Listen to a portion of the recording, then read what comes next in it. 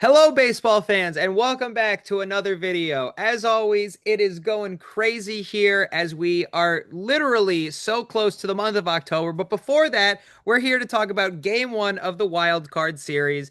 And Brandon and I are here to talk about two teams that we are very fond of, the Cubs and the Padres. And they just kicked off their first game. It was a battle of the masses. And in the end, the Cubs took the win, but not without a fight from the Padres, and we're here to give a quick recap of it. So, Brandon, I'm going to let you take the floor as usual first. Give us a quick recap of the game. We'll get your thoughts. I'll give my thoughts. And then, of course, the people in the comments are going to give their thoughts. Yeah, it was what we expected. It was a pitcher's duel. Nick Pivetta came out firing on all cylinders. He was, his mostly fastballs, honestly. I mean, he wasn't even really using his breaking ball that much. He was beating Cubs hitters up in the zone consistently through 4 innings. And it was really an amazing sight to behold for a guy who really wasn't all that great before this year. Obviously, on the other side, Matthew Boyd pretty much matched him for pitch. Xander Bogaerts got an RBI double off him in the second inning, but besides that, he was pretty much lights out. It really wasn't until that fifth inning when Seiya Suzuki and Carson Kelly went back to back, effectively winning the game for the Cubs, that Nick Pivetta or any pitcher really showed any flaws at all in the game. And then from there, the Cubs bullpen threw, I think, like 4 2/3 perfect innings. But it was what we expected. We know the Padres offense is not a very good offense this year. The names are big, but their production's been pretty lackluster. And the Cubs offense, while very talented and they've been producing lately, we know that they're prone to cold stretches. And obviously, the pitching of the Padres, Pivetta and the bullpen, it's going to keep the games low scoring. So from the Cubs' perspective, this was a really important win because Matthew Boyd, with the way Shota Imanaga has been pitching lately, and with the fact that Cade Horton is injured, Matthew Boyd's their ace, and winning the game behind your ace is really, really important in such a short series.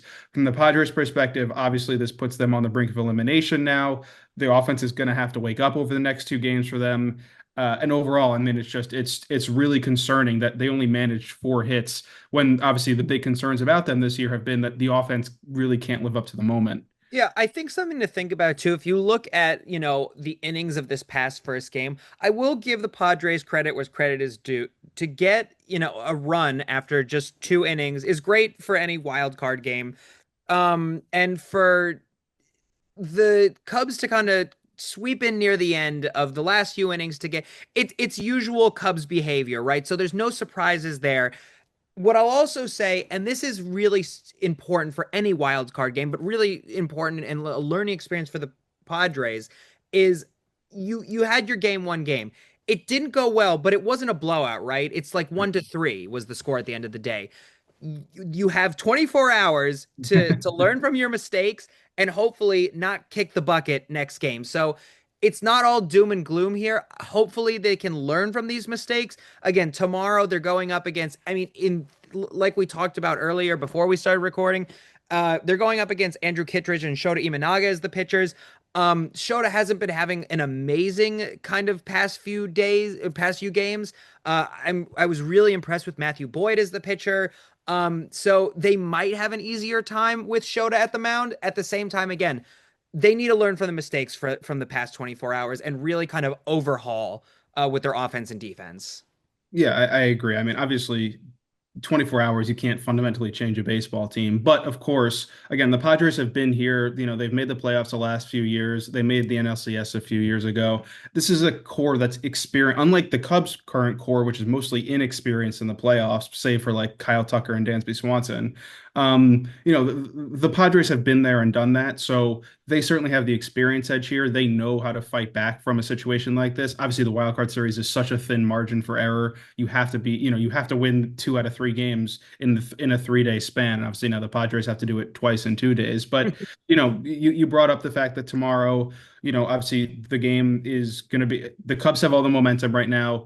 Andrew Kittredge is going to be the opener, which makes a lot of sense. Obviously, the Padres' best hitters, Tatis, Machado, the right-handed hitters, they hit atop the lineup. You want to have Shota Imanaga avoid them the first time through if possible. So Kittredge will get the start. He'll probably pitch 1 or 2 innings, and then expect Imanaga to take on, that next sort of 4, 5, maybe 6 inning bulk, depending on how he's pitching. Like you said, he hasn't been great lately. He had like a 6 ERA in September, so the Cubs' leash for him will be short. But on the other side, of course, will be Dylan Cease.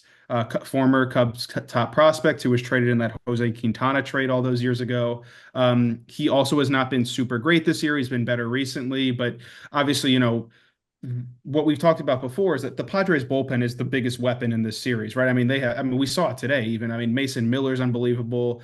Jeremiah Estrada wasn't great today, but he's obviously great. Robert Suarez is an excellent closer, if such a safe situation arises. If Cease can just get through 4 or 5 quality innings, mostly like Pivetta did today, and the offense can just show up a little bit, just get a couple more hits. The Padres are, I mean, really going to be in a power position because, I mean, as good as the Cubs offense is, they haven't been the best late inning offense in baseball, and they certainly, that they've been prone to, like I said, go, through cold stretches. If you can hand that ball off to Mason Miller and then those guys in the seventh, eighth, and ninth inning, I mean that is a really good recipe for the success for the Padres. So I mean this series is far from over. I think the one last thing to think about, and again, if you're not a Cubs fan or you don't watch these games, something that and Brandon and I are very aware of this is the closers, the closing pitchers. Of the Cubs. They're not incredible. They don't really blow people away right now. I think that next year is something that the Cubs really need to focus on. But right Mhm. now, I think that's something that the Padres can really capitalize on, right? Again, a 1-3 game is not a huge, it's nothing to scoff at the end of the day. So let's say that tomorrow, the train can fall off the tracks at any time for the Cubs. In those last few innings, when they bring a closing pitcher in, it can all fall apart for the Cubs, and the Padres could capitalize that. Wouldn't you agree? Yeah, I mean, the Cubs used most of their best relievers today.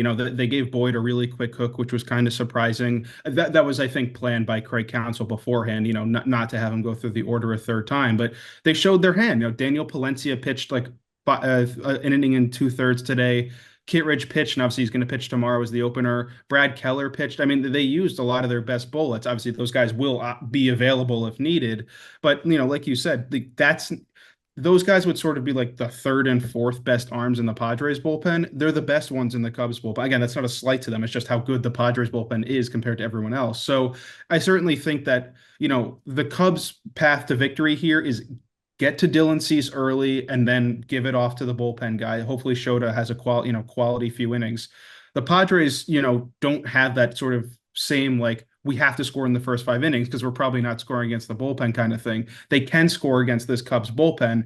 Obviously, they didn't today. The Cubs bullpen was excellent, but seeing them a second day in a row or seeing some of the lesser guys could mean more offense for them. But of course, obviously, there's so much to talk about with this. We'd love to hear your thoughts on this topic. How do you feel about the Cubs winning Game 1? Do you think the Padres' very anemic offense is going to actually show up in Game 2?